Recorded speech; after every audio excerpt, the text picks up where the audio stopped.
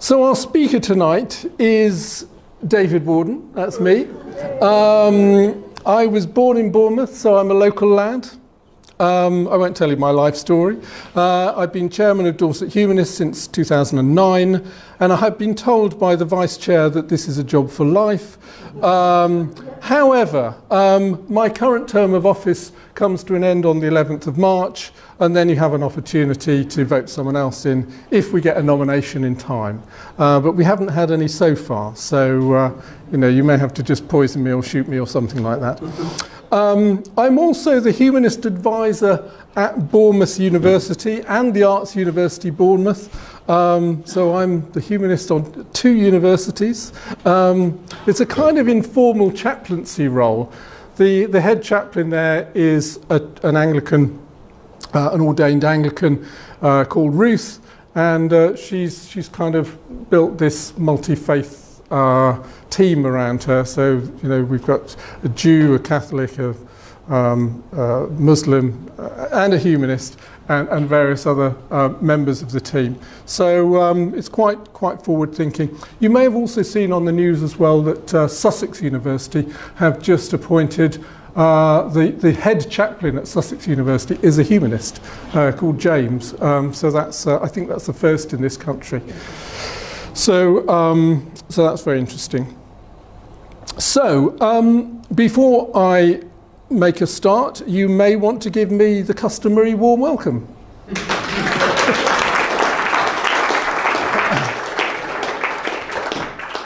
Thank you very much. That's very encouraging already. Okay. So I think most of you will recognise the handsome chap there on the screen. That is Dean. That's Timmy, you mean? And yeah. Dean with his dog Timmy. And I should have asked Dean's permission to put this up, but because I was hoping that there hadn't been a sort of bereavement of Timmy or anything, because he was a little bit poorly some time ago, wasn't he? Yeah, he's fine now. But he's all right. Okay. He's nearly 17. So he's nearly 17. So it was okay. And I have got the full photograph of this later on, Dean. I don't know if you remember where that was taken. No, okay. Well, I'll put the full photograph up right at the end. Not by the nudist beach. It's not the nudist bit. No, he's fully dressed here. And so Timmy is what, a Jack Russell? Would you say is Jack Russell? Yeah. Okay. So 5 years ago, in 2018. I ran an evening course for Dorset Humanists at Moordown Community Centre on the philosophy and practice of friendship. We ran it for 6 consecutive Mondays.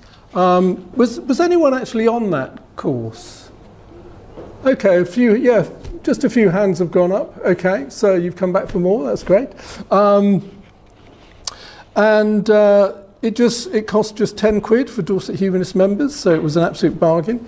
It was something that Aaron suggested to me, sort of probably at the end of 2017, and I thought it would be an interesting thing to give it a go, because we've done a number of courses on a few different things, humanism and existentialism and science and friendship. And I think it was quite successful. But even though I was leading the course, and I did loads of reading for it and all the rest of it, I still think by the end of the course I'm still a little bit mystified as to what exactly we mean by friendship. Now, you might think that's a bit odd, but I'm now totally enlightened, which is why I'm giving this talk this evening, because I've read a really good book about it. And I'm glad that Dean is here tonight, because Dean has completely got a sort of black belt in friendship, and Dean was one of our special guests on the course. Do you remember, Dean? You came and spoke about how you do friendship, which was very interesting. So this book came out 2 years ago. It's a book called Friends. It's by Robin Dunbar. It's called Friends: Understanding the Power of Our Most Important Relationships. It was published in 2021. And I think it finally, for me, sort of demystified the topic of friendship. And this is because Robin Dunbar is an anthropologist, an evolutionary psychologist, and he specialises in primate behaviour. So instead of this book being based on philosophy, now I know I've called this talk The Philosophy of Friendship, but actually that was just to get you here. I've actually got you here under false pretenses, really. What we're really going to be talking about tonight is the anthropology of friendship. But if I'd called this talk The Anthropology of Friendship, I don't know, I expect you would have all turned up anyway, but you know, I just thought we'd call it something different. So I apologise if you want to leave now because I've misled you, that's fine. But Dunbar specialises in primate behaviour, and as humanists we know that we are primates. We're not descended from apes, we are apes. And Dunbar leads the Social and Evolutionary Neuroscience Research Group in the Department of Experimental Psychology at the University of Oxford. It's quite a mouthful. And he's best known for formulating Dunbar's number, which is a measurement of the cognitive limit to the number of individuals with whom any one person can maintain stable relationships. Now, somebody, as they were coming in the door tonight, said, "Oh, are you going to mention the number?" And I said, "Oh, don't say that yet, because yes, I'm going to ask if anyone knows the number." So the person who knows the number is going to remain quiet at this point. Does anyone know Dunbar's number? Hands up. Anyone know Dunbar's number? Phil? I don't think I know exactly, but it's about 150 or something, isn't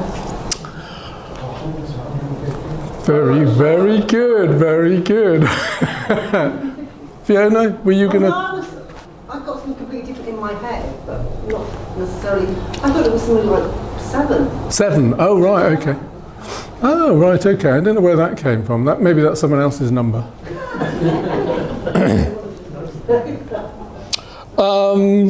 Well, Phil and Gary, who mentioned it as he was coming in the door tonight, you are right. It is 150. So what is this number? So what we've got on the screen now is a number of sort of coloured discs, which are sort of slotted into each other. 5, and they've got numbers in the middle of the circles. 5, 15, 35. 150 being Dunbar's number, then 515. So we're going to be talking a little bit about these numbers. And this is a nice, useful graphic. Well, we could start, before I get into the numbers, we could start with a definition of friendship, because that's what we're talking about.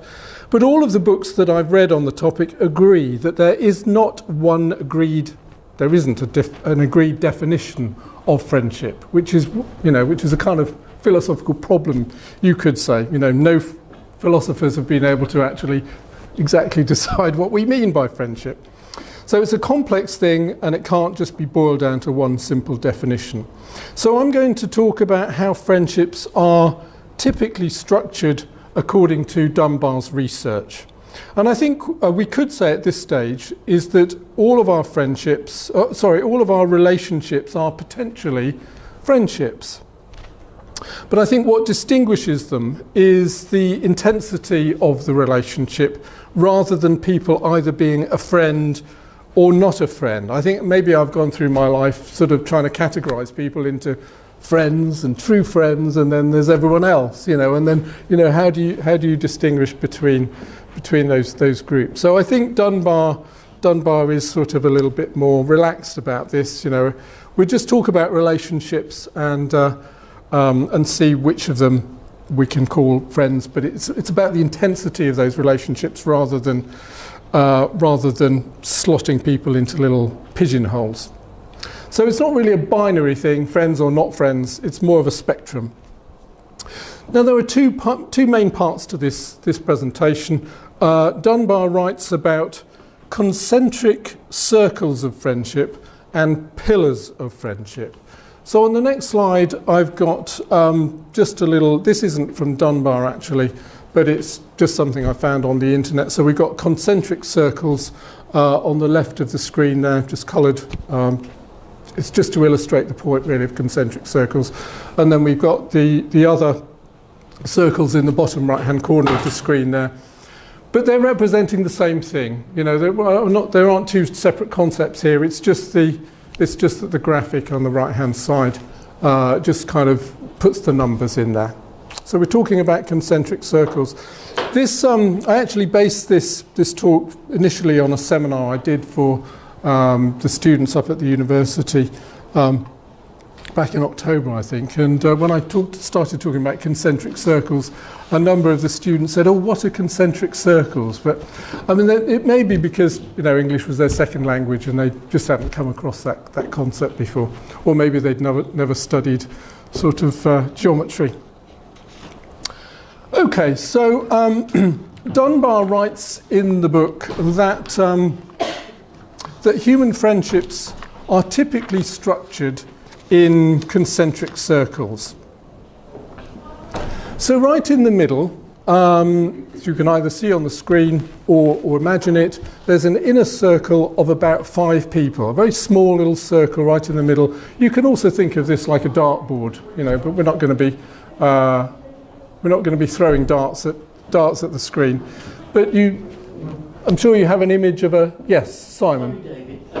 Being pedantic, but does this include relatives?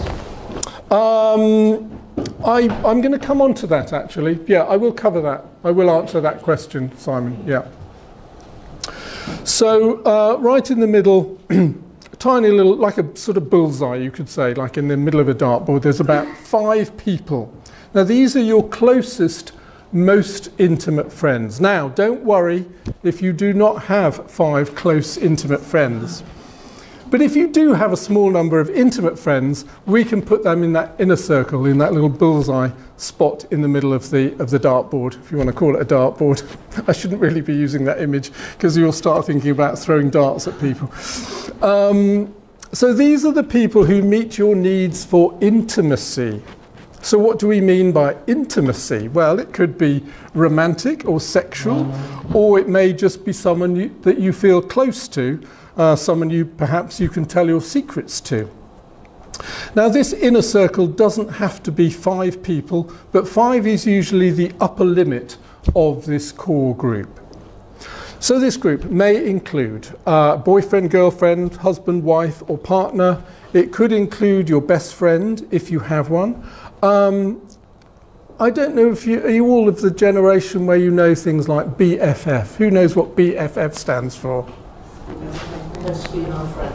Oh, best female friend. Best friend forever. Oh, best friend forever. I think it's best friend forever, yeah. Primary school has a BFF. Oh, yeah. It's a sort of, you know, internet age type of thing, isn't it? A BFF.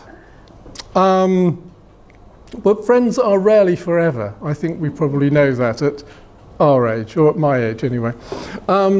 So it could include people that you see or make contact with on a daily basis and feel close to. Now I'm going to mention a 3-letter word now, and I just need Lynn to just plug her ears. It could include GOD, if you believe in GOD. It could include a pet, if you have one. So this is really why, Dean, I put Timmy up there. But we've... Cats. I stopped saying things at that point because Phil might need to cut that out for copyright reasons. So yeah, on the screen there was a little Peanuts cartoon of Charlie Brown and Snoopy, I think, the dog. So just the idea that for some people their BFF is their dog or their cat, as Lynn has just mentioned. It may even include yourself, if you are a good friend to yourself. It could include your parents, possibly, or another close relative. Could it include, so these 5 intimate, could it include inanimate objects? What do you think? Could it include inanimate objects? A bottle of wine, yeah. A bottle of wine? A bottle of wine, best friend? Shirley Valentine's friend, Rock. Ah, yes, very good. Aaron? Yeah, I've got a couple of friends whose cars are the most important thing now. Oh, really? Ah, well, Colin. there's another thing actually, yes, because Lynn's car has a name. So is your... Colin, yes. Colin, is he sort of like one of your best friends? Would you Yes, say? because we have quite complicated conversations as I'm driving along, and yes. he tells me where to go to find a parking space, and Yeah, right. so it's amazing. Right, okay. So see, yeah, I was just going to say, I mean, even though Lynn is a staunch atheist, she has all these other strange beliefs, but Fiona. I think after the film, he uses a football, baseball, whatever, as a person called Wilson. Oh, right, right, okay. Yeah, okay. But yes, John, my husband John, I'm glad you mentioned Shirley Valentine. Does anyone, I don't know if some of you will have seen the film or the play Shirley Valentine, and she goes to Greece, and her best friend buggers off with a man as soon as they get to Greece, and so Shirley makes friend with a rock, and she says, "This is my friend Rock,"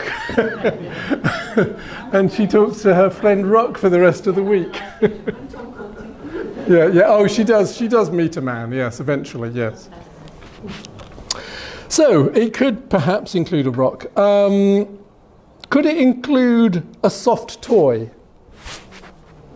Yes. Quite a lot of children, perhaps, it does. Yes. Yeah. I think so. I do remember when I was a child thinking that my teddy bear was the only person in the whole world who really understood me. I'm sure you all had those moments as well. Well, I didn't have an imaginary friend. Did anyone here have an imaginary friend? Oh, right, okay. Annie? Strangely, I had one I didn't like. You didn't like your imaginary friend? Right, okay. I was quite young, and we moved from England to the Channel Islands. Yeah. And I was delighted, because I wasn't going to let this imaginary friend know, because I didn't like her. I don't really know what that says about me. Until I told her one thing. Have you spoken to your therapist about this? It's weird, but yeah. Yeah. I kept it a secret, I was delighted. Yeah, okay. I didn't know I was going to see her. Did this person have a friend, a name? Yes. Bega. Bega? It's not even a proper name. It's not a cartoon name. No. Okay. Oh, all the secrets are coming out tonight. Yeah. We had another hand go up. Roger, you had an invisible friend. Do you want to tell us anything about your invisible friend? I don't know what there is to say. He was called Peter. Yeah. And he always used to find the toys that I lost. Oh, right, okay. Lovely. That's very nice. Are you still in touch with him? Okay. I was really close with my teddy bear. We slept together. I've still got the teddy bear. He's called Bertie these days. I sort of renamed him later in life after Bertrand Russell, and he's got a little sort of a younger bear with him called Conrad Russell. I was going through my Bertrand Russell phase. Yeah. We don't sleep together these days. What about books? Can books be your best friend? John, yeah? What can you say about that? Yeah, in my senior years, I'm clocking about 7 hours a day on audiobooks. Now, yes, yeah. And it's a bit exclusive. Yes. And I'm focusing on particular areas. But yeah, I don't know where I'd be without. When you say exclusive, do you mean specialised subject matter? Mostly history, mostly philosophy, Hellenic times and so on. But I do scan the horizon with current literature as well. Yeah. Okay. But it's 7 hours a day. So you're spending 7 hours a day with these audiobooks. It's friendship. It's a kind of friendship, yeah. Anyone else want to say anything about book? All right, we've got a few hands going up. Gary. There was just going to chip in ancestor worship at this stage. Oh yeah. Potential building a places room. Yes, I mean, I don't know if anyone here worships their ancestors. I mean, I've got pictures of my parents on my mantelpiece in my bedroom, and You know, it's like my little shrine to my parents. They have both died. Yeah, I don't worship them, but yeah, I know that in Japan certainly there is this kind of ancestor worship, isn't there? Yes, Phil. Say again? A musical instrument? Oh, musical instrument. I had not thought of a musical instrument as a friend. Do you feel like that with your saxophone? Yeah, I've got a relationship with my saxophone similar to John's in his books, I think. Right. That's interesting. A lot of time with it. Yeah. Yeah, I mean, and Steve? So there definitely collaborations. I just wondered if you're drawing any distinction between sort of companionship and friendship, or whether you've seen that as the same thing. Yeah, I'm probably not going to make a big distinction between those two things. I suppose companionship is a kind of aspect of friendship, isn't it? Are you saying that books are companions? That would be my yeah. Okay, it's quite close, isn't it? Yeah. I think music too, David. And music. Okay. Yeah, I mean, the hours I'm spending on books now are displacing my inability to problems on my instruments. So yes. So, but a lot of it is displacement activity. In other words, I would prefer an active friend, as it were. Yeah. But both those activities produce active friends. You're saying that the activities of music and reading produce friends? Yes. I mean, music because you're making music with other people? Yeah, both. In a choir, for example. Talk music. But how does your books, your book clubs, okay. Yeah. Okay. Sally? How about nowadays and in the future, artificial intelligence or computer programs that are specifically designed to act as a friend? Yes. I was going to mention that, but we can. Well, yeah. I think that's a really important, a very interesting point. Maybe we'll think about that a little bit later.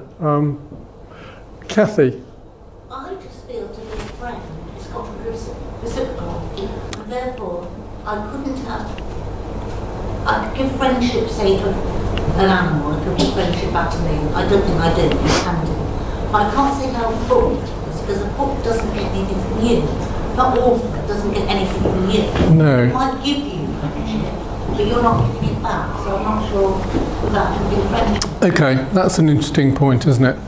I'm not sure. I think things like books can be friends. I'll say a little bit more about that in a minute. Aaron. Is it okay to make an observation, or is that a little bit off topic? I don't want to jump to a slide you might come to. Go on then. I was wondering if this friendship is going down one of those gender things, where gender used to be male and female, now it's a whole load of other things. Friendship used to be humans, with the exception of pets, and now it's going to a whole load of other things. Well, it might be. Or it might be that humans have always made friends with non-human things as well as humans. Don't know. I mean, I've mentioned books in particular because I remember one member of Dorset Humanists years ago, he was called George, long since has died, but he told me that he prefers books to people.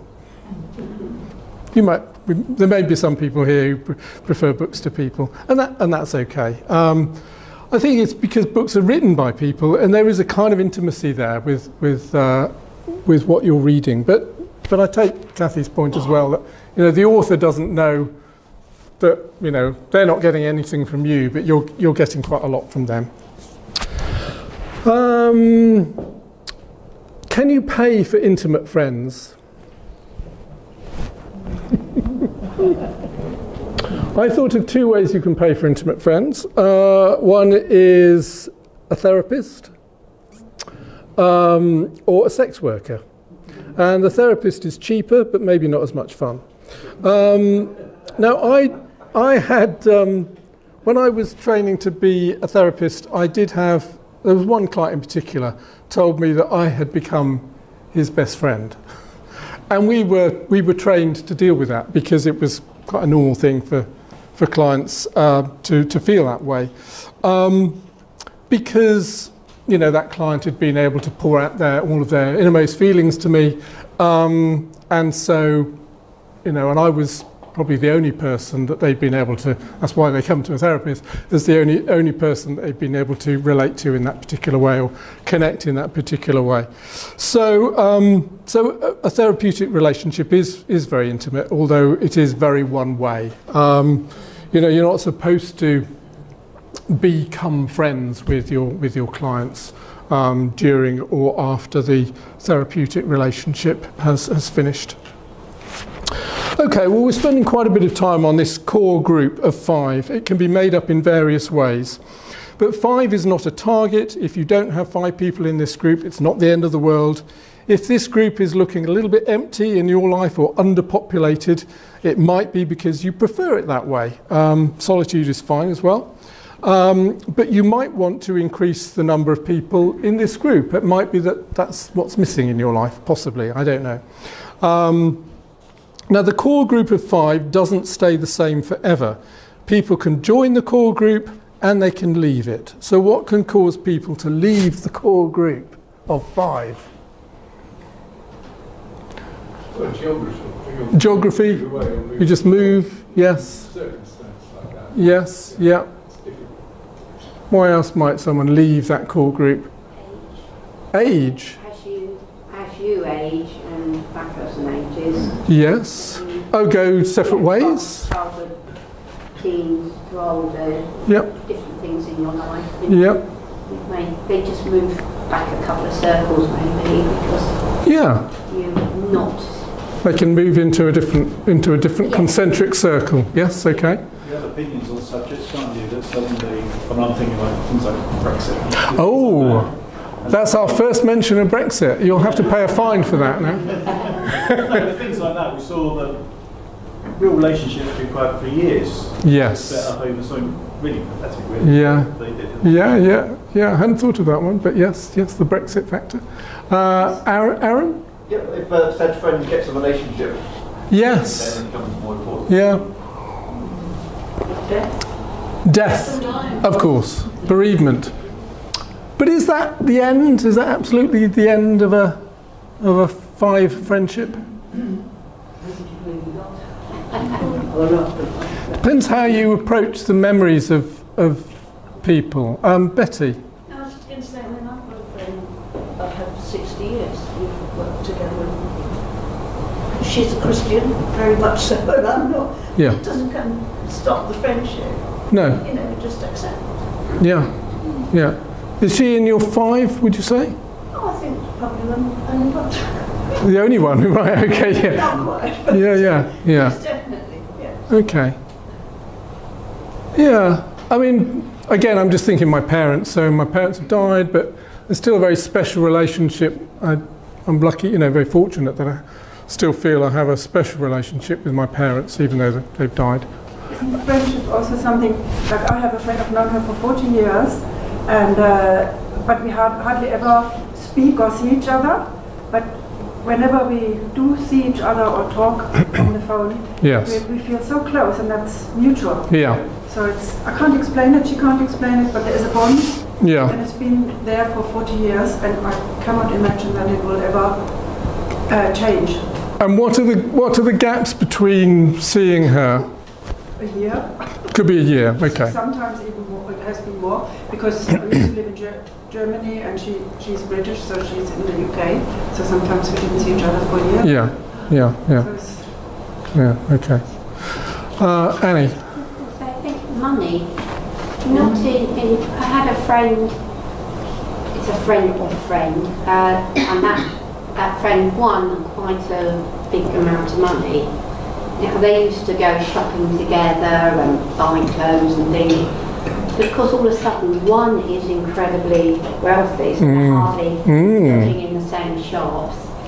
And although she was quite generous, right, my friend who was the poorer of the deal, ordinary, just said, it changed the dynamics because her life had gone, they hadn't fallen out over the money, but it was a change. I think if you meet somebody who already is perhaps a lot wealthier than you establish your friendship on that level. Yeah.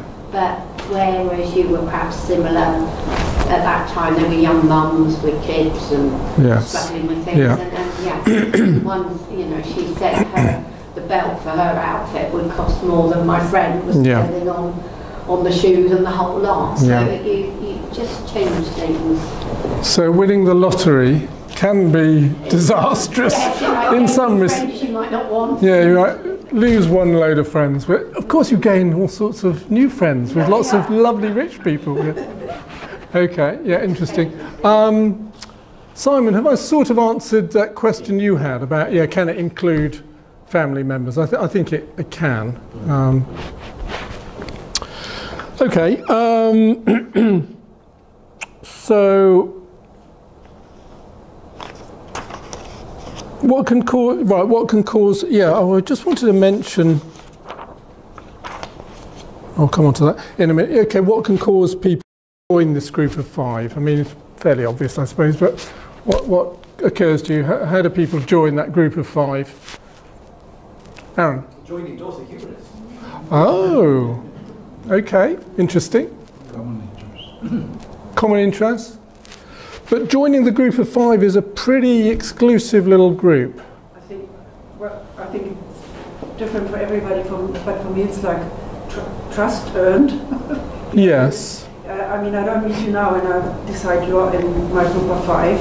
It takes time getting to know someone and to develop trust. Okay, okay. Could happen suddenly. Love at first sight. Love, okay, wasn't even, Yeah. Could be crisis, where you actually or somebody ends up trusting you in ways that they haven't done before, and that's transformative. Yes. Because they hadn't before confided in you, but yes. When that happened, and that changes the dynamic of the relationship. Yeah. So they're coming. Would you say in that situation, John, that person has sort of come closer into that middle part, because of the trust they've extended to. Yeah. Sharing something important like having children at the same time as another parent. Frequently you become very close. Yes. Being at university together, Yeah. Steve? Yeah, I was going to say same sort of thing, dynamics and new experiences. But what I was going to ask is, I'm guessing that these people don't have, this core group of 5 don't have to know each other, and you may not even be aware of necessarily who that group is. Yeah, that's quite interesting. I hadn't thought of that. Do they have to know each other? They may have some influence on who joins this group as such. And then, if they do know each other, there might be some little jealousies there, mightn't there?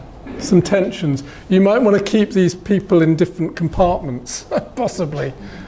You wouldn't necessarily have a dinner party with these 5 people, possibly. You don't necessarily have to know each other as such. No. Okay, interesting.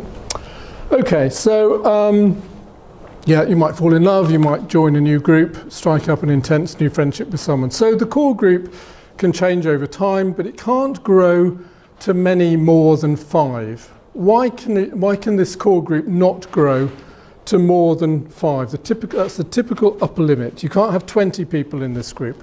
Why not? Perhaps lack of time, because each friendship, each relationship has to be kept going by some sort of contact, perhaps. It may be only once a year, but keeping them going, constantly being there for the friend, yes, takes time. I don't think you can sort of maintain it with all that many people at the same time. Yeah. Any other reasons why you couldn't have more than 5? Yeah, Karen. I think because it's probably quite emotionally demanding, and I don't know how much emotional reserve you might have. You need to replenish that reserve, so to speak. So it's spread very thinly. Okay. It would simply be too demanding. So if someone new joins this very privileged group, say you fall in love with someone new, then the chances are that someone else might get pushed out of that group. I don't know if anyone has experienced that, but I had a BFF when I was in my early 20s, a female friend, few years older than me, Christian. At one point, she was romantically interested in me, and I didn't quite know what she was talking about. But she then met a vicar, and she married him. And when she told, I remember the phone call, she phoned me and said, "Oh, great news, I'm getting married." And at that very moment, I felt sidelined. I don't know if anyone else has experienced that, because suddenly, you know, you had a BFF and they've gone and got married. Has anyone else experienced that? Yes. When my parents and I moved, and the first job I had, I started on the same day as another girl, and we just immediately gelled. We went out and we had lots of fun together, and eventually she met somebody. Actually, I was going home with a boyfriend. She's a bit disappointed because since you mentioned went with another girl, but she met this. He was a really nice guy actually on holiday, but he lived in the North Midlands, and I know they say about holiday romances, but theirs worked. And when they got married, I went to a wedding. It was great. But I remember the tremendous loneliness I felt when she was going to live so far away. Yes, yeah. And we wrote letters. She was much better than me at writing letters. I could do business letters, but when it came to personal ones, I'm not very good. She could write that in 4 days, and it'd take me like 2 weeks. Yes, yeah. And it just I was doing the same thing. She got into marriage, and she got pregnant. We are differences in our lives, and it just gradually, you know, I wonder now what's happened, but it seemed to me to be too different, and it just sort of kind of fizzled out a bit. Yeah. Okay. My fault really was not keeping it around.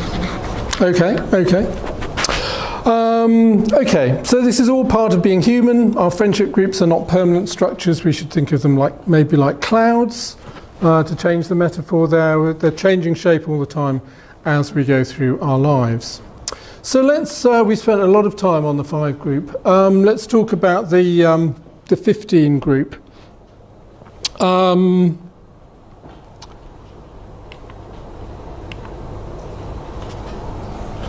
The next concentric circle is a group of about 15, and this includes the original 5. So we're adding about 10 people, and note that the next concentric circle is 3 times the size of the original core group. So Gary, you mentioned this as you came through the door, it sort of goes up in a factor of 3. Do mathematicians call that a fractal relationship? Maybe. So the next circle is 15. So who is typically in this group? Well, according to Robin Dunbar, these are your best friends as opposed to your closest friends. Okay, so we've got some gradations coming in here. I suppose we have to grade these groups in some way. These are the people you might be in contact with once a month rather than every week or every day. So you might see them 12 times a year. Still sounds quite a lot to me. You might have them round to dinner or a barbecue. It might be the people you see here because you come here maybe once a month. These are the people who meet your socialising needs as opposed to sort of intimacy needs. Now, if you have more or less than the magic 15, don't worry, it's not a target, it's just a statistical average. But if your 15 group is underpopulated, you might want to do something about it, or if your 15 group is overpopulated, you might need to do something about it because it might be stopping you from doing other things. So let's take a bit of a look at some additional layers. If we're using this factor of 3, the next group up, now on the graphic there it says 35. I think that really should say 45, I would say. So the next group up is about 45 to 50 people, and according to Dunbar, these are your good friends as opposed to your best friends. And these are people you might contact at least once every 6 months. So perhaps a couple of times a year you're seeing these people. The next layer is 150 people, the magic Dunbar number. These are the people you might contact just once a year, and this is the group you would perhaps invite to your wedding if you were getting married. And this will also include certainly lots of family members, whether you like them or not. And you may or may not consider them to be friends, but they are all part of your social network. So I think this way of thinking about friendships is analytically helpful. According to Dunbar, it has been experimentally verified. This is how human primates generally structure their friendships. Now there are 3 more layers to go. So we've got the 500 layer. This is probably best described as acquaintances rather than friends. These could be the people you work with, or they could be your Facebook friends, if anyone has Facebook friends. Now, the last time I looked at my Facebook group, interestingly, I had 515 Facebook friends. Ooh, so that's interesting. Lots of them are former colleagues that I haven't seen for years, but it's quite nice to get the occasional update about them or a happy birthday greeting. Get fewer birthday cards these days, but it's always lovely to go on Facebook, and thousands of people have said happy birthday. Well, not thousands, but quite a number of people have said happy birthday on Facebook.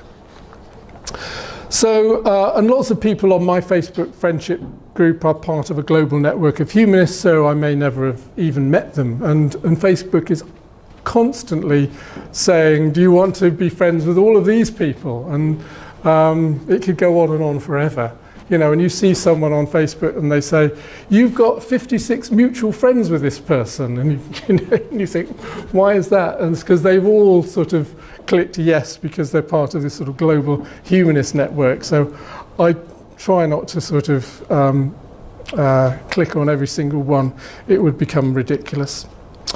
Okay, so I think this is coming back to the question really that Kathy sort of mentioned. Can you include people in any of these layers where the interaction is only one way? So for example, I listen to podcasts quite regularly. When I finally discovered what a podcast was, so I listen to them on quite a regular basis, and quite a number of them are the same speakers or journalists.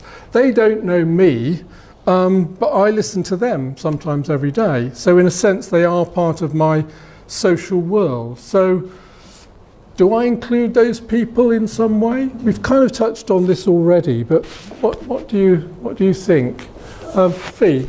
It's almost, you could say the same for TV programmes, couldn't you? Yeah. Particularly soaps. They're your friends. That's interesting. Would you say that, Fiona, that some stars on telly you feel a friendship with in some way? No, not me personally. Oh, okay. Star, but a set of circumstances. Do you mean the character rather than the... I think you can be both, actually. You might really like an actor, and you might like the character and the setting. Yeah. So for a while, or permanently, if you like soaps, so you're kind of frank in the same way that podcasts are, perhaps more intensely. Yeah, and that could be the same for characters in a novel, perhaps, as well. Absolutely, yeah. I don't use this word friend for these sorts of things. I can have a relationship with, my favourite programmes, Cheers and Frasier and stuff like that. Yeah. And think, yes, they enrich my life. I'm warm. I come away thinking, oh, I connected with that. Yeah. But I don't use the word friendship somehow. But it's there's something personal when I use the word friend. Yeah. You may not see them, but you have a one-to-one. So a friend is someone who does know me in some form or another. Yeah. Okay. That's fine. But this is meeting social needs to some degree, isn't it? I remember my mum, when she was living on her own, the television was on a lot, and she said, "Oh, that's my company," It's a compensation for not having personal Yeah. friends. Yes. Yeah. Absolutely. Yeah. But Ushi. Yeah. to me, the definition of friendship is a give and take. It's not, I couldn't be friends with a thing, No. or podcast, or No. I don't know. A friend is someone, who gives me something, who I give something to. Okay. Understanding. Yeah, it's a different thing then. Yeah. Yeah. Gary. Well, there's one time, saw Kevin McLeod on Marlborough High Street, and I waved to him, and I was most surprised that he didn't know me back. Yeah. Yeah. Yes. Okay. What about people, now this is sort of a variation on a theme. Some of you have already probably answered this. What about people who are dead? Can you be friends in some sense with people who are dead? Nikki? Okay. That's all right, yeah. Your mum and dad. Okay. It's all right, Nikki. Karen? I think there's a difference. I'm with Lynn and Kathy on this really, because I think there's a difference between having a memory that gives you comfort and you can sustain, you can reflect on. It is part of your social history. Yes. But there is not that two-wayness. Yeah. For me, is the core of friendship. Yeah, so yeah. I'm just sitting here thinking about people who might have difficulties making friends, and what are the barriers to making friends, and there's something about that ability to have empathy and social reciprocity that enables you to develop friendships. Yes. So there is that kind of, for me, the friend is the two-wayness of an interaction. Yes. Yes. Where I'm finding, because, I mean, I revisit my books regularly. Yeah. Give me a Jane Austen, I'm there. Yes. Year after year. Yeah. And there's nothing greater than Mr. Darcy, but it's not a friend, you know.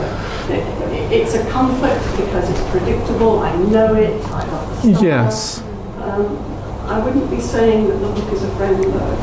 So it's part of, maybe what we're saying then is part of our social world, but we're saying that friends, or you're saying anyway, that, you know, there needs to be that kind of reciprocal relationship with a living person.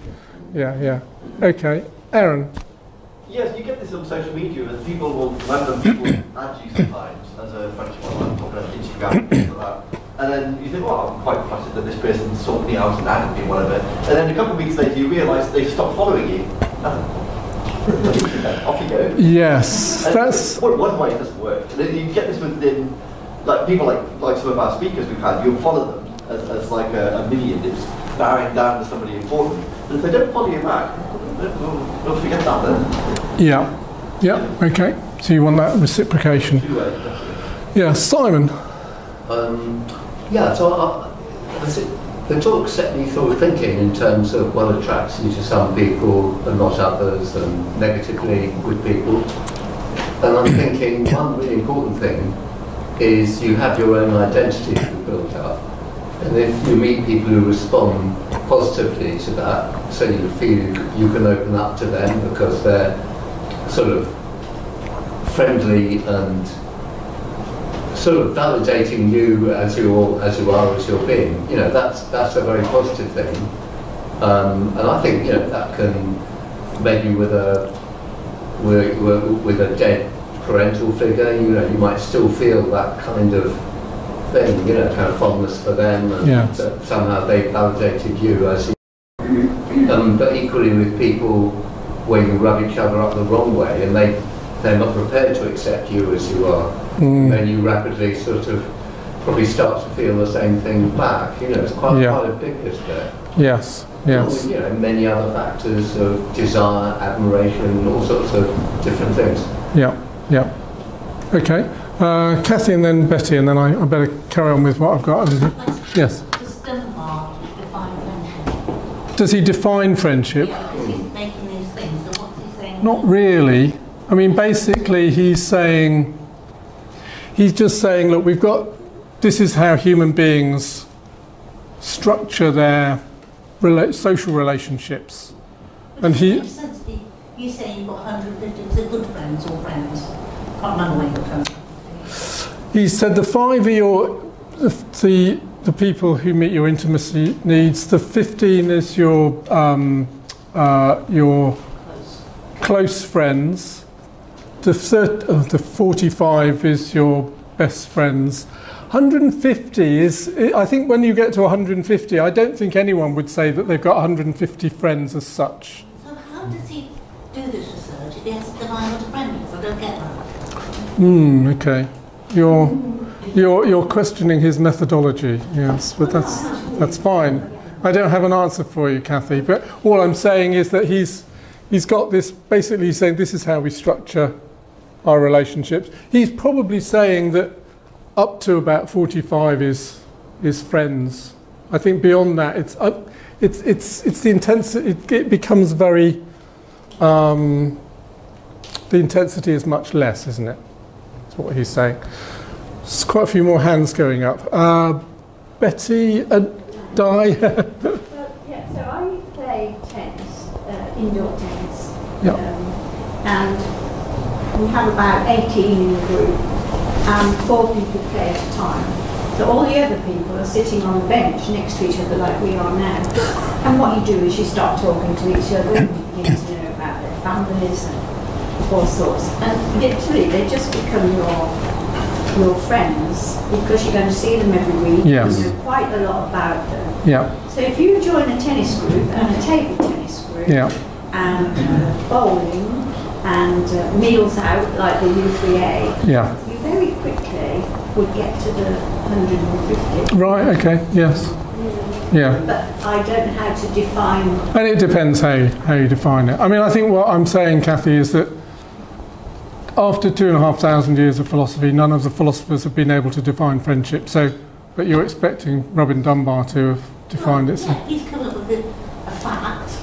I don't understand that fact. I don't think he's trying to define friendship. He's trying to analyse the way we structure our relationships, and he is calling some of those. Yeah. He's calling some of them friends, I think. Maybe not the outer layers. Fee. I struggle with this model a bit because it seems very simplistic, and surely he's trying to get an overview, and that's probably fair enough. But all these different factors depend on lots of different things, like the individual psychology, the individual's confidence, the individual's ability to use technology, and it changes with time, obviously. Now we've got social media, you can interact with people in different ways. And it just seems a little bit simplistic, although I'm sure that broadly speaking it makes sense. Yeah, okay. I think he would probably agree with you. It's a simple model, but real life is more complex, yeah. Steve? I don't know if this is quite the same thing. I think it probably is, but I've heard in the past that our ancestors, our primate groups, would have only existed at about 100 or 150 people. So yes. you would have only been able to know those sort of people. You compare that to a modern city, of course, and everybody, you don't know who's who, as such. Yeah. So, maybe that's our limits of who we can sort of trust, because that's the amount of people we can actually know at any one time. I mean, Dorset Humanists has got about 170 members, and try as we might, it's very, very difficult to increase it beyond 170. And maybe it's something to do with Dunbar's number, I don't know. Simon? I mean, I haven't got anything to say about friendship, but I think from my little knowledge of anthropology, those numbers are quite significant. The first one is, I understand the number 7 is the highest number of people whom you can actually take account of at the same time if you're moving in open country. So, we say 5 there, but in the military, squads of soldiers are organised at that sort of number, so they can all be conscious of the other 6 at the same time, and that's obviously terribly important. And I'd suggest that was also terribly important in hunting parties in primitive times. Yes, right. The number 150, I understand, I can't remember where I read it from, is the maximum number that humans can actually know. So it's not a matter of friendship, it's a matter of actually knowing those people and knowing their characteristics. And one of the things I think that humans have, it's supposedly humans have such a large brain for their body weight, is because most of that brain is used just to, well, not just to know, but also to navigate the politics of a group of 150 people. The final thing I say is that actually these numbers are very similar to the numbers of the different hierarchies within armies. You start with a squad, then you have a platoon of about 30, then a company of about 120, and the officer in charge of that company knows every soldier. The next level up, probably all the soldiers can know the boss, but he's a figurehead. Yeah, yeah. 1500, I can't place that. Yeah, yeah. Yeah, it's Anyway, interesting. that may be of interest. Yeah, definitely. Where Robbins derived those numbers from. Definitely, yeah. I can't remember whether he specifically mentioned that context in the book, but he may well have done. Yeah. Yeah. Okay. I'd better get through some more of my material. Excuse me.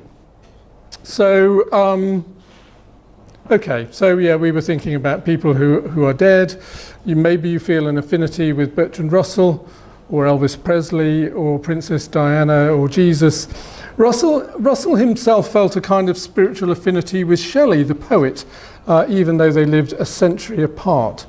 So you can be quite creative about who you're including in your friendship group, although some of you have said you would restrict that word to people who are living that you can have a reciprocal relationship with. So it is important, obviously, to have real people in the mix, people who are alive and physically present. So the final upper layer on Dunbar's number there is 1500. This is the upper limit of people you can know by name. I don't know how many names that you remember. There was an interesting news item on the radio this morning saying that, talking about the benefits of bodybuilding. And if you are a bodybuilder and do weight-bearing exercise, it will increase the number of neurons in your brain and enable you to remember more names of people. So if I'm naming all of you people here tonight, or most of you, it must be something to do about my regular gym habits, you know. So. Can I ask a question on that? Yeah. It's only because I am always really impressed, because you always remember everyone's name, don't you? I try to. But is that something? Can you put that down to something? I know it's like off subject here.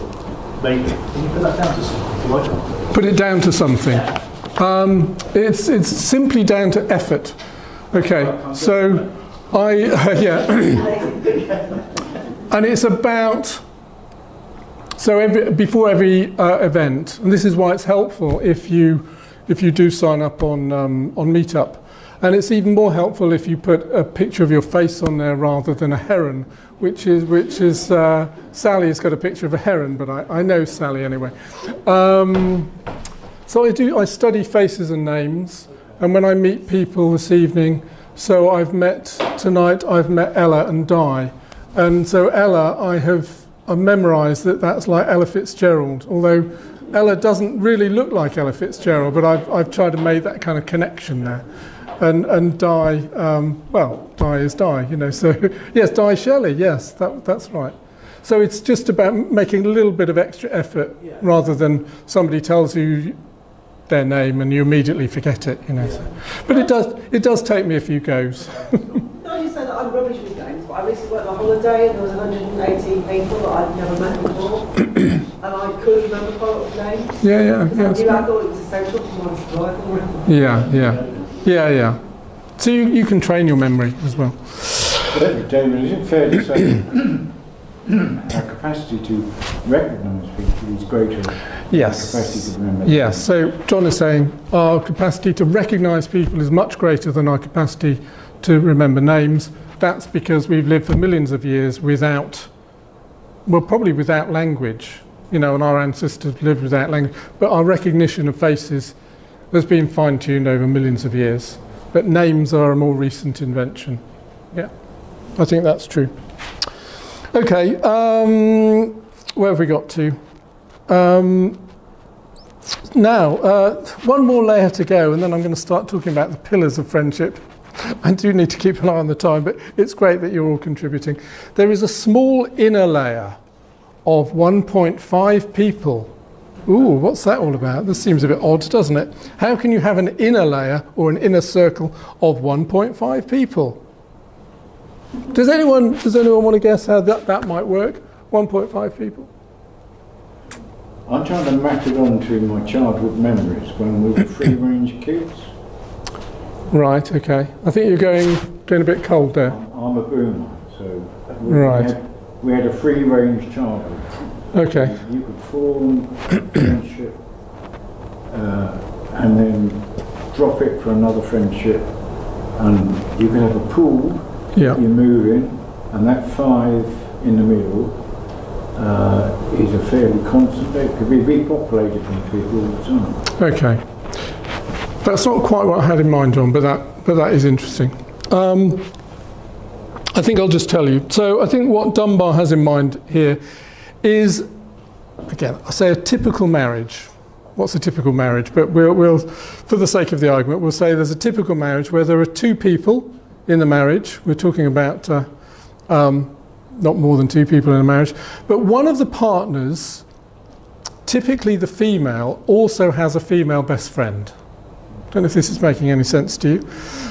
So the maths is a little bit confusing, but I hope you can see what he's getting at. So it might include things like Charles, Diana and Camilla, the famous 3 people in that marriage.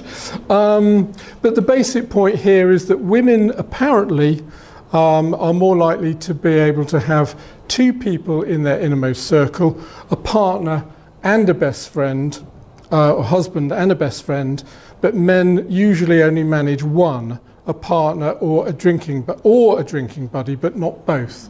So it is a little bit different. Women can manage an intense relationship with their husband or wife, and they can also manage quite an intense relationship with a best friend. But men are not really like that. Men have their wives or their husbands, but they can't have a very intimate friendship as well as that. That's where the 1.5 comes from. Dean? It's sort of on there. I've been thinking of it for a while and thinking of, maybe I'm just a bit of a git really, thinking about this. But when you said, like, you know, the circle, so the first thing I thought, like, best friends, I thought, well, actually that's my wife. We're best friends. Yeah, good. And I thought, right, after that, and basically I went through like this in my head, and I come out with probably about 15 guys. Yeah. Because in my mind, when you say friends, my brain's automatically going, oh, and him, and him, and him, and him, and him. And then I went, oh, and their wives. Do you know what I mean? And then, then I bring the women in. Now, I've got women who are really good friends, but to me, it didn't seem like the automatic thing. It was like, it sounds terrible, almost like they were the bolt-ons, which sounds awful. Right? That sounds awful, but Phil can cut that out of the video if necessary. I wondered if women think the same way. If you say, like, because I've got a lot of satisfaction with different friends. Yeah. And women would automatically go, oh, my friends, and they would automatically go, oh, my female friends, and then, oh, and the husbands. Do you know? Or is that just me being... No, that's okay. Is that kind of self-regulating inhibition?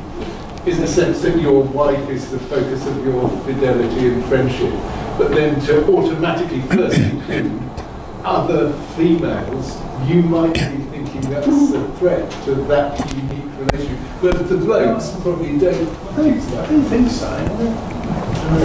But I've just been honest about the way. Okay, you're also talking about the 15 layer. I mean, Dean, does what I've just said about the 1.5 theory, is that true for you? Would you say that you have your wife and she's your best friend? Do you also have one other very special male friend or not? I've got the ones I've got that I would call real trusting friends. I've got lots of friends. I have lots of friends. But the ones I've got probably 2 or 3 maybe. I haven't even seen for a year or so. Yeah. And they're the ones I just simply get them together. We're just like that's soulmates. I think it's just there. Do you know what I mean? Yeah. So I tend to have that. But I haven't got like the one person, you know, we always had together and like buddies, like look at school, you know, nothing like that. Yeah. Okay. Yeah. Let's go to. I'll get to you, Aaron. Let's go to Karen. Karen. I'm pleased the gender issues come up because I didn't want to raise it. No, it's fine. Be provocative. Yeah. My question to you was going to be about whether he comments on gender difference in terms of the way different genders approach friendship, sustain friendships.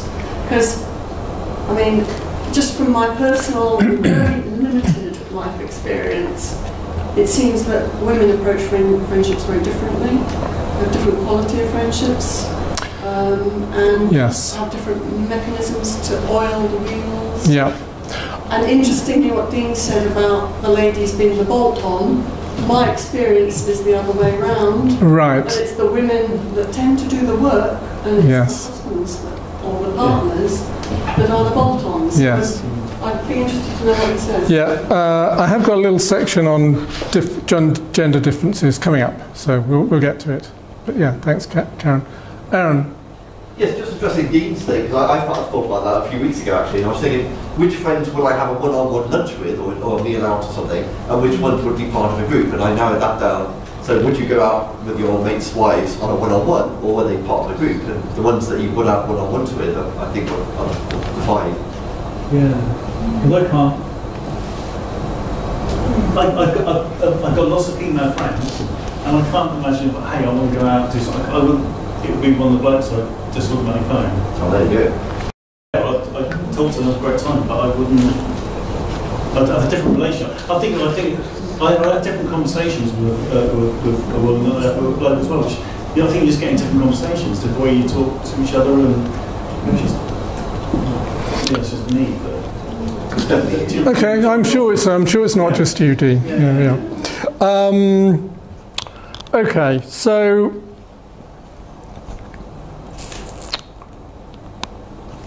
I'm going to come back to the differences between men and women in a short while. In one study, 98% of women said that they have a best friend or a BFF, best friend forever. Men's best friends don't have the same intensity. They're mates to go to the pub with. So again, these are generalities, but that might make sense to you. Okay, so those are the layers. I think we've identified 8 in total. We spent a lot of time talking about them. People can move in and out of these layers. It's very dynamic. We might mention things like letting go of people, letting go of friendships. Sorry, I'm going to have to let you go. Bereavement, moving on. This is important, I think. Valuing and being grateful for friendships which we have had at different stages of our life. So rather than thinking, I've lost all of those friends, but because they may have moved, they may have, all the rest of it. But it's important for our sort of happiness, really, to remember the friendships that we've had and to be grateful for what those people have given us at different stages of our life, even though we might not be, connected with them now, or we might occasionally connect with them if we can do. And the fact that people move in and out of these layers, it makes room for new friendships. It can feel a little bit brutal if you've been dumped by a friend or if someone has stopped following you on social media. So, for example, I definitely did have a BFF when I was at primary school. His name was Jonathan, and my auntie called us David and Jonathan. She said, oh, like in the Bible, David and Jonathan. And when we went to secondary school, Jonathan dumped me. We weren't having a relationship, obviously, at 12 or something, but, he got in with another bunch of boys and obviously thought I was a bit of a puff or something, so, he dumped me. And, that was rather wounding. But I think I've got over it, yeah. So, the reason I've spent quite a bit of time on this is that I actually found Dunbar's way of thinking about friendship quite liberating. And the reason I say that is because I think as I've gone through my life, knowing that you have lots of different friends at different stages of your life, and I think I felt an obligation to sort of hang on to all of those friends, still send them Christmas cards and things like that, and feeling guilty if I didn't. But you don't need to feel guilty about moving on. It is normal and natural, and the dynamics of this friendship, I think the message here is that it is a normal part of human life. So you might like to think of these concentric circles as an analytical tool to help you understand what's going on in your social network if you have some questions about it, and also to help you perhaps manage your social network. It's okay to spend more time with the people in the 5 layer and less time with people in the 50 layer, and it's even okay to relegate or demote people to your 150 or 500 layer, banish them to the outer layers and not feel too bad about it. That's just the way life is. So our social networks are changing shape like a cloud. So as an exercise after the talk, you might be interested in creating a little mind map for yourself. You could draw these concentric circles and you can actually put names into those different circles. But it's best not to leave it lying around for your friends to see which layer they have been assigned to. Okay. Let's look at a principle. I haven't got many principles, but this is quite an important principle. The quality of a friendship is proportional to the time you invest in it. And I think we've already mentioned this as well. You do need to spend some time investing in it. Although, Ushi, you have that special friend and you only see them, talk to them once a year, but it's still a very special friend. Okay, so if you don't make any effort at all to keep in touch with your friends, then those friendships are unlikely to flourish. You could think of it like cultivating a garden. Plants need nutrients, they need water, they need sunlight, and they need time. So if you want to keep your friendships going, you do have to invest some time in them. And the longer you leave the gaps, the more those friendships may, not always, but they may lose energy, or they may just fade out altogether. But it's not always easy to keep friendships going because all of the demands on our time. So we have to decide who to invest time with. Do we cultivate one patch intensively and let another patch become a meadow, thinking of our garden metaphor? Or do we take the initiative, or do we let others take the initiative? This might be something that you notice in your friendships. If we take the initiative, there's a risk there that we might be rejected, we might feel it's one-sided. But if we always let other people take the initiative, we may risk spending time with people we don't particularly like, but we may be spending time with them out of a sense of obligation. So this is where the reciprocal nature of friendship comes in. There isn't a right answer. The social life of humans is complicated. Okay, I think I put this slide up inadvertently earlier, but this is quite important. So humans typically invest. So we've got the numbers the circles there again. So starting at the 5 and the 15 circles, up to the 15 circle, we spend 60% of our time, again typically 60% of our time with 15 people, and that includes the 5 people in the middle. So that's 60% for all of the 5 and up to the 15 people. That leaves 40% of your time for everyone else. Just one question, and that's could this 60% of the time be with people you don't particularly like, but you're kind of either for family reasons or kind of activity reasons that you kind of have to spend all this time with them? Yeah, I mean, the way this talk is structured, and the circles and the time and stuff. Yes. Often it's not so much. It's not so much to do with friendship as practicalities of meeting people. Yes. Yeah.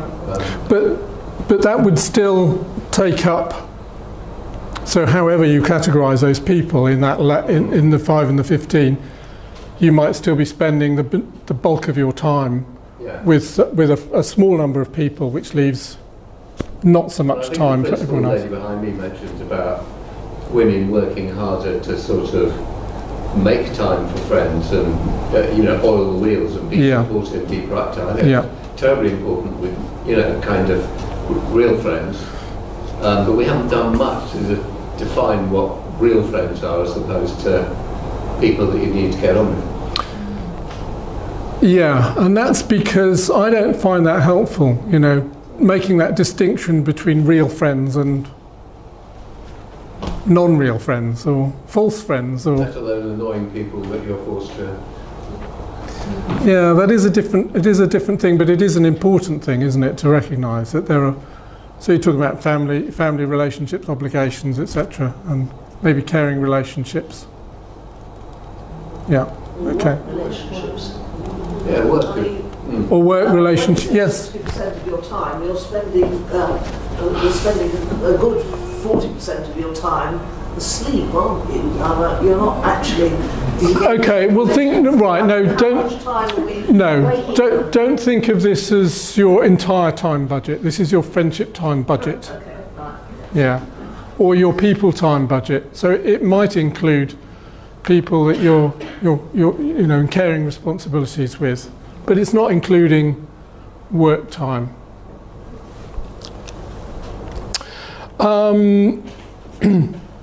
Okay, so there are different ways to cut the cake. How you divide up your time is up to you. If you don't have 5 people in the innermost group, then this frees up more time to spend with people in the outer layers. Okay, let's move on. I spent maybe too much time on the concentric circles. Let's talk about pillars of friendship.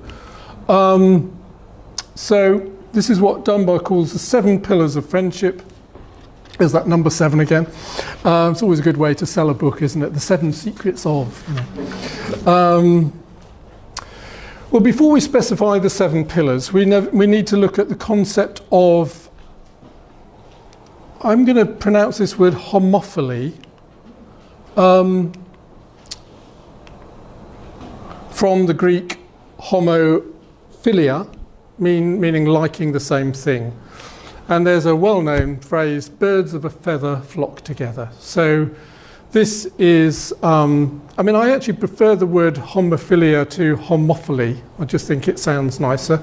But it's been pointed out to me that the word homophilia is sometimes used as a synonym for gay relationships. So maybe it's already used, that word. But I don't see why we can't use homophilia or homophily if you prefer. So this means, this is the tendency for people to seek out or be attracted to those people who are similar to themselves. And it turns out that this is the basis for human friendship. It's not exactly rocket science, is it? But I think it's quite interesting, I think, or useful to be reminded of these basic things sometimes. So birds of a feather flock together. You see a flock of seagulls or a flock of sparrows. You don't usually see a diverse collection of birds together. The same holds true for humans, or at least for friendship groups by and large. So what are the same pillars? So these are the 7 pillars that Robin Dunbar mentions. Number 1, speaking the same language.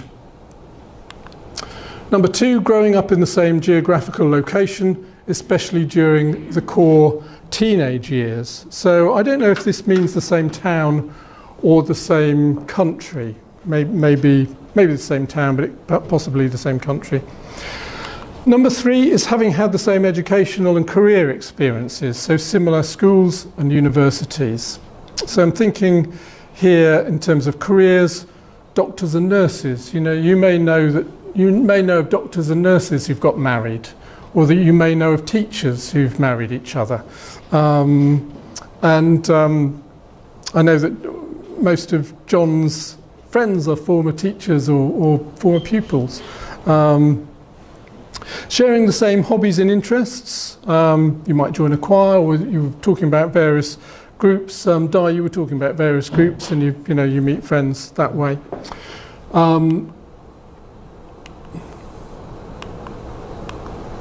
Number 5, sharing the same moral, religious or political point of view. Okay, so in Dorset Humanists, most of us share the same moral or a non-religious outlook, but not necessarily the same political outlook.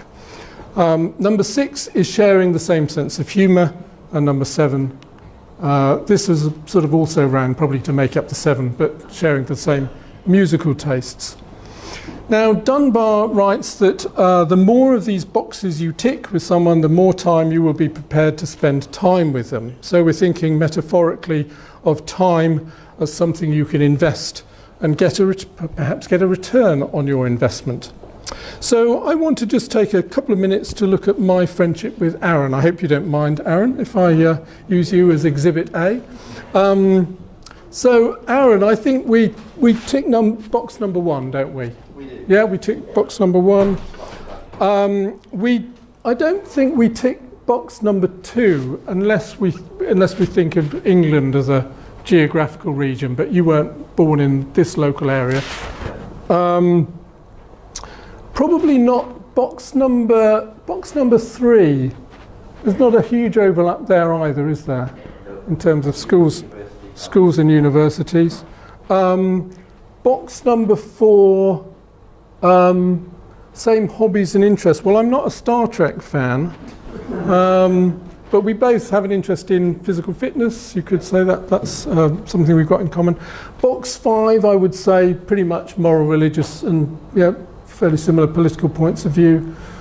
I think 6, sharing the same sense of humour. I think we do, definitely.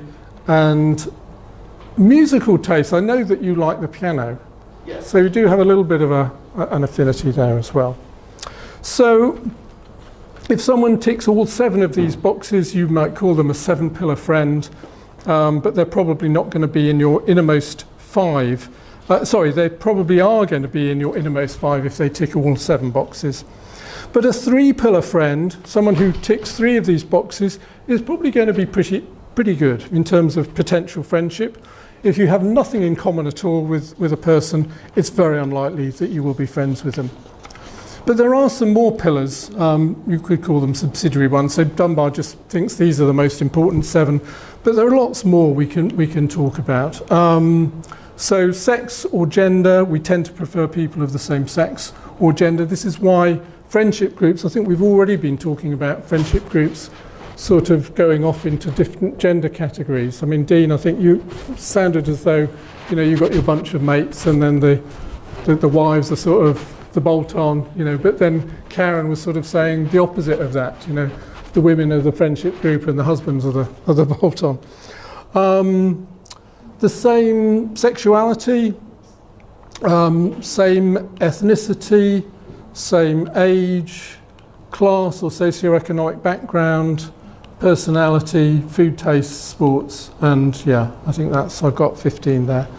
So, so coming back again to my friendship with Aaron, we are both gay men, so that's quite a big tick on these pillars. We're a similar age, although Aaron is a few years younger than me. What about, number 12 there, Aaron? I think we would recognise there's a different sort of socioeconomic background. Would you say that? Yeah, is that fair? And personality factors. Aaron's definitely an extrovert. I'm a little bit more of an introvert compared to Aaron. You're getting there. I'm getting there, okay. Obviously, we are the same ethnicity. We don't have the same food tastes at all. And possibly a little bit in terms of sports. So there's quite a lot of boxes ticked there. Okay.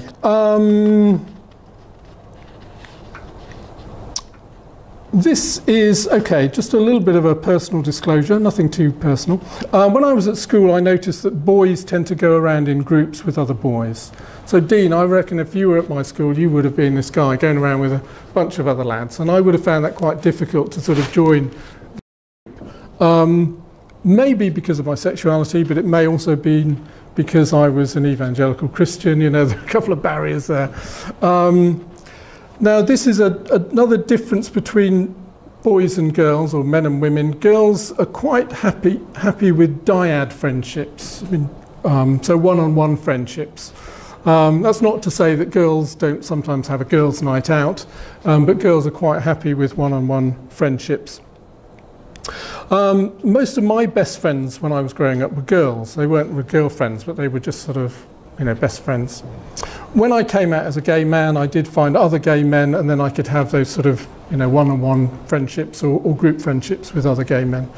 So, so I did find growing up in so to use the jargon, growing up in a heteronormative society, it can be a little bit isolating until you find your sort of friendship groups.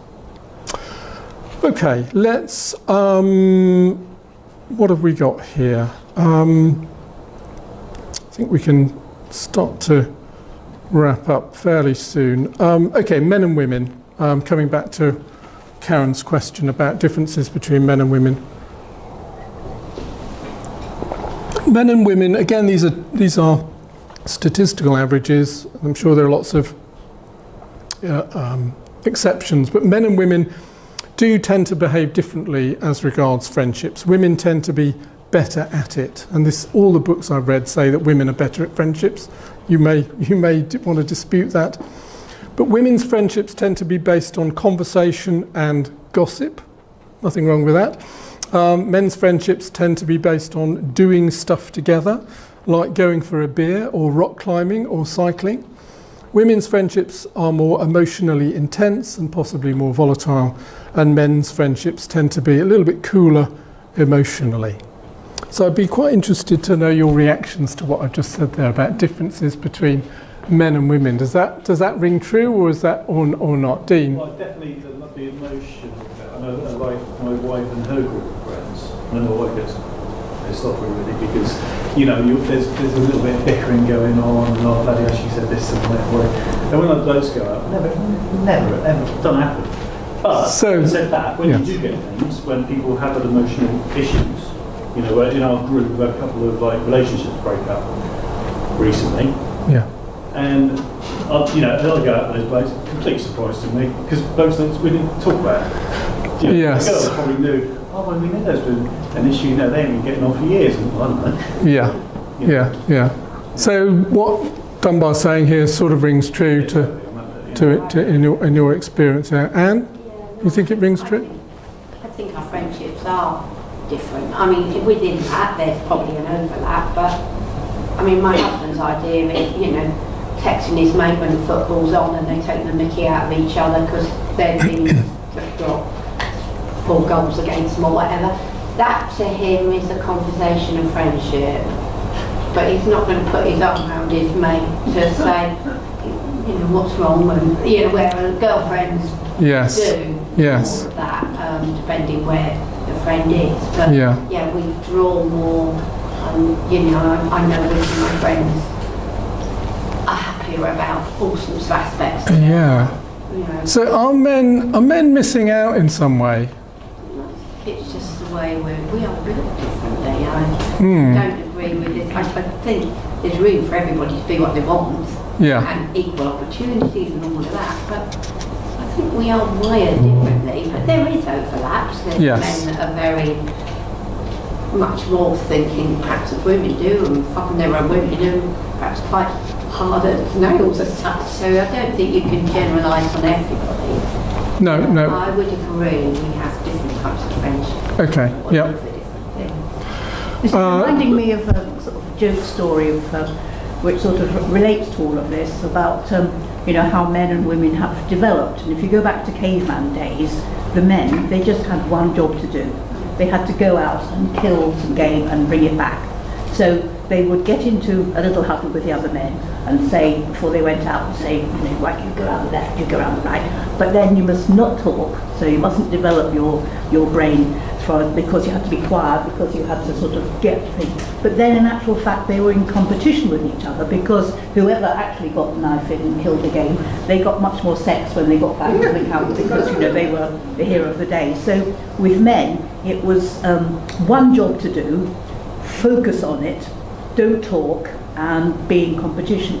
Whereas the women, they were back in the caves and, oh Maud, look, if you go around doing the cleaning and I'll look after the babies, and the women were, and we'll all go and we'll pick up some crops, but oh wait a minute, let's have a stop, and although this is a joke, but it's sort of true, women had to multitask back in the caves, whereas the men didn't. And so that's how our brains developed. And women will. Okay, back in the cave days. It'd be interesting to know what the evolutionary psychologists think about that, but there might be some truth in that.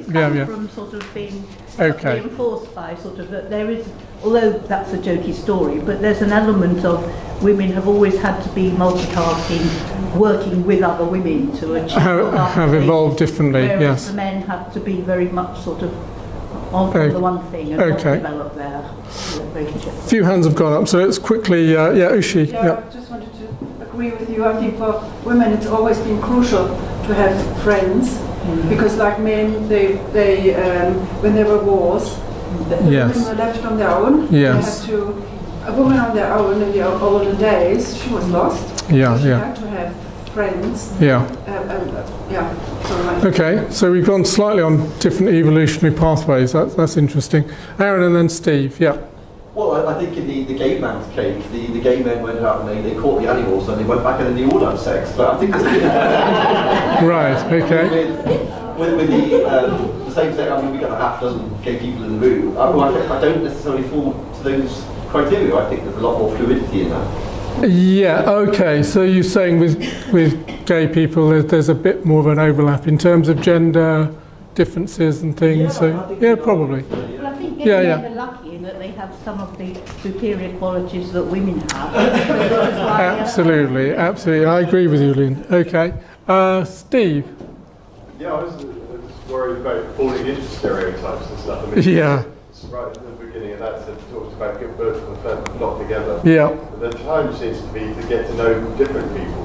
You know, men and women have to get to know each other even though they're different. Gay men have to know how to mix with straight people and women and such, like, you know, and we have to mix with different ethnicities and socio-economic backgrounds. And the challenge is finding friends that are different from you, to expand. I mean, I live with 4 Indians that are half my age. So we have to work quite hard to find a common language, if you're not just a language to speak, but a way of communicating. Sorry, where are they from? India. From India, right, okay. All different parts of India. Yeah. And they're all students and all half my age. So yes. we work very hard to sort of, you know, work out different cultural differences and, you know, different expectations. Yeah, yeah. You know, so rather than staying in one, you know, just blocking with your own type of such, you understand? Yeah, I mean, you know, Dunbar is not saying that's what we should do, but he's saying that's what humans tend to do, you know, but so we... Just sort of adding on to what Steve said, I mean, it strikes me very often one is attracted to people who have knowledge, interest, experience that you don't have, and you sort of think, great, you know, this person can teach me about art, opera, you know, or how to be a sport. Yeah, I think very often, you know, I mean, it's partly what attracts men and women very often is the fact that they both have novel things to, you know, not just sex, but abilities that the other one doesn't have. So I think as a single principle, bird of a feather doesn't quite cover it. Yeah, okay, good point. Aaron?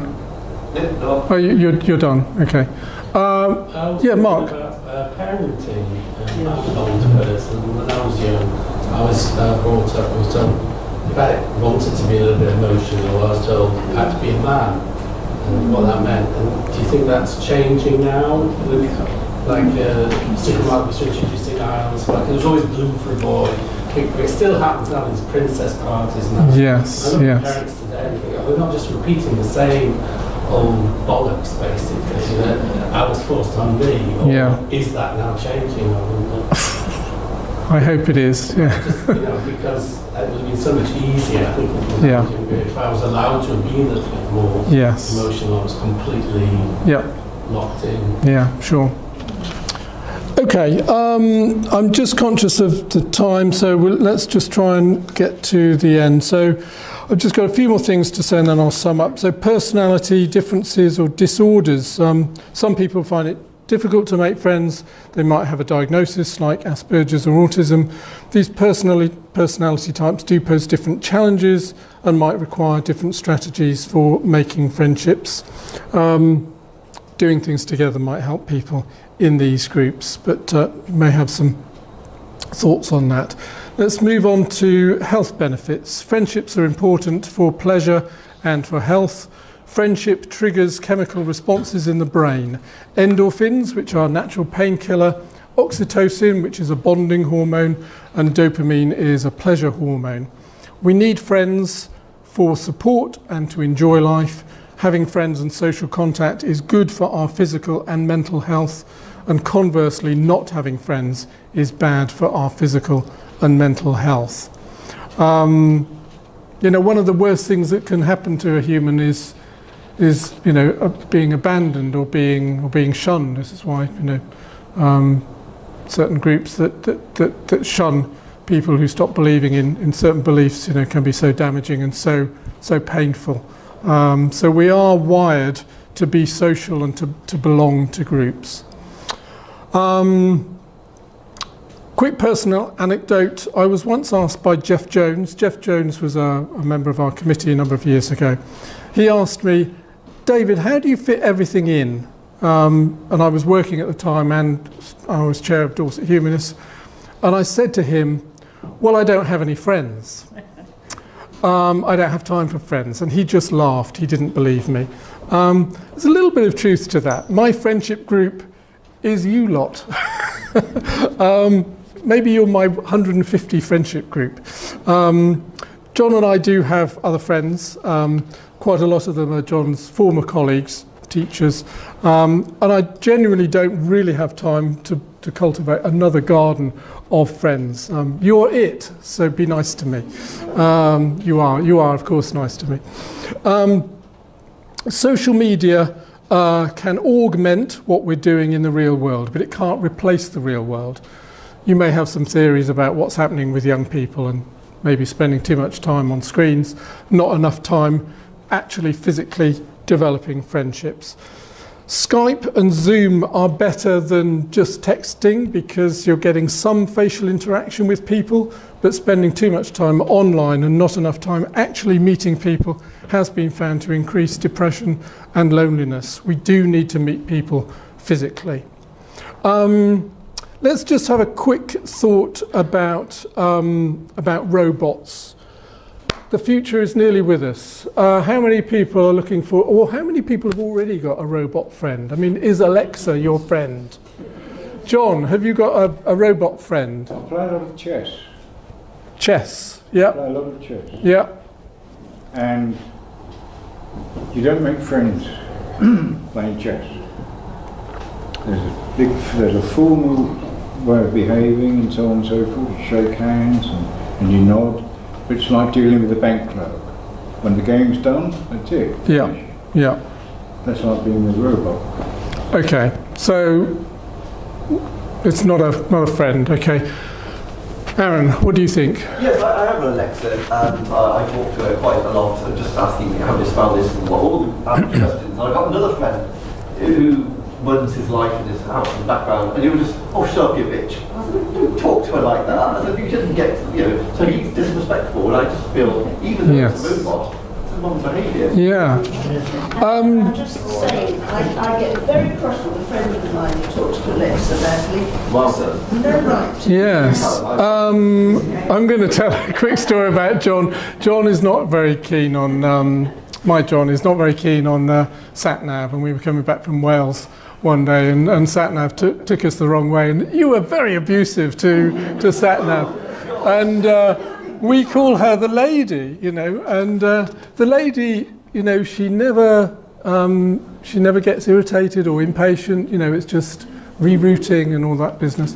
And then when I get home, she says, "Welcome home." Oh, is that lovely? Is that lovely? It's perfect relationship. Are we going to have more robot friends in the future? I call my GPS girl Sonia because she gets on your nerves. You're right, okay. Sonia. Anyone? Nikki? I think it would be at a much perhaps an advanced stage. One thing that concerns me is that I'm thinking of the chap who wrote it. I'm trying to remember. He wrote the book in 1948. He called it 1984. George Orwell. Yes. And at that stage, it's quite a long time ago, 1948. He already realised the possibility of control using, I think, TV sets, etc. Yes. So I wouldn't have, for instance, Alexis. It's like you're looking in, and it's a form of control. But to have a robot that was not connected in any way, yes. that was yours, for your pleasure and enjoyment of friendship, yes, that would be quite... Okay, but it could be a Chinese spy, couldn't it? So possibly, yeah. Yes, and anything that's potentially connected to whether it was yes, yes. Okay. That does bother me. I don't, for the same reason I don't use social media like Facebook, etc. Yeah, okay. I think George Orwell had a tremendous effect. Yeah. Aaron? You had a talk on sex robots that sadly I missed. Oh, right, yes. But I can only imagine there could possibly be a new friend there for me. Yeah, I mean, I've published some of the report of it in the next edition of Humanistically Speaking, so you get the gist of it, yeah. Yeah. Okay, that's something perhaps for the future. Nearly there. We mentioned someone, I think Simon, you mentioned true friends. I personally, I think this is an unhelpful phrase because all friendships are different, all have their place. A true friend may be someone you have connected with at a more intimate level, but all friends should be true in the sense that they're genuine, but there are different layers of intensity and intimacy. We shouldn't have false friendships unless we're trying simply to ingratiate ourselves with some group or for promotional prospects. So I think this is the strength of Dunbar's analysis. We can think of all of these people in terms of different intensity and intimacy. So summing up, there are seven or more layers of concentric circle friendship, 5, 15, 50, 150. You might like to draw this as a diagram after the talk and plot your friendships on the diagram. Don't leave it lying around. There are 7 or more main pillars of friendship. These are based on homophily or homophilia. Birds of a feather flock together, so you need to find people who tick as many boxes as possible. But Steve, you've made an interesting point about that, you know, that's the way human beings are, but we should also try to break out of those kind of straitjackets as well. You need to invest time in friendship because none of us has an unlimited budget of time for friendships, so we need to decide where to invest most of our time to get the best reward from our friendship network. So I'm talking about this in, I suppose, in instrumental terms, in terms of investment and return on investment, but you might be happy with that metaphor. Human social life is complicated. It's not always easy. Some people seem to find it very easy to make friends. Other people may find it more difficult. But it's also one of the most important and rewarding things we can do as human beings. So it's worth investing time and effort in it. So I think my main message is this, based on my reading, is that all humans exist in some kind of social network. I don't think we should think in terms of friends in one category and then everyone else. Our social lives are full of friends and potential friends, but they're all at different levels of intensity and intimacy, and we need that contrast and different types of friendships. Everything from your life partner to someone you might regularly say hello to on the checkout at Tesco. And one little thought at the end here is that Aaron is actually very good at creating 30-second friendships in lifts. So if you want to know how to have a 30-second friendship in a lift, Aaron is the person to talk to. So I will just leave you with this cartoon. I used to call people, then I got into emailing, then texting, and now I just ignore everyone. So that might be the best way to deal with friendships. So I hope you found some of these ideas interesting and helpful. Thank you all for all your contributions, and that's all I had to say on friendship for tonight.